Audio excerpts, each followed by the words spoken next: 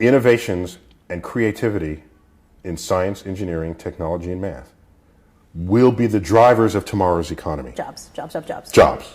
That's the word in 4 letters. Jobs. And if you are not a participant on that frontier, you will trail behind it and possibly get left behind entirely. Most American kids opt out of the harder math and science classes, as you know. So I think most people opt out of hard things. Many of those jobs that pay $60,000, $70,000, $80,000, you need a lot of calculus. You do. You need math. You do. You need science. You need physics. Math needs better marketing. I don't know how to do it. Hire a marketing firm or something. There are people who say, I'll never need this math, these trig identities from 10th grade or 11th grade, or maybe you never learned them. Here's the catch.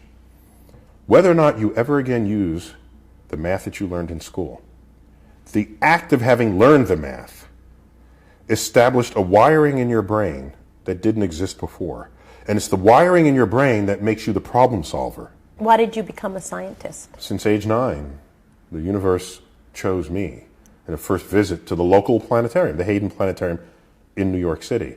Ever since then, had you asked me what I want to be when I grow up, that annoying question that adults always ask, I would have said, an astrophysicist. So there's a value to students studying math and science at high levels, even if they don't want to be running the Hayden Planetarium. Even if you don't want to become a scientist, minimum you should ask of yourself, demand of yourself, is that you become scientifically literate. Better yet, scientifically literate and mathematically literate. Why? Because therein are the engines of problem solving in the world. How does that connect to jobs and the bottom line, which is money? Now you're valuable to an employer because companies want to innovate. And the companies that don't innovate, they wither on the vine. So the connection between STEM fields and financial stability of a nation is what needs to be established. That connection somehow is broken. People don't see it. Why don't Americans see it, the connection? Dare I say that maybe we're not trained to think that way? We're trained to think if you do A, then there must be B, cause and effect. Do you think Americans understand that chain of events? No. Are they starting to? No. You should be educated. And in the education, you should value science, engineering, technology, and math.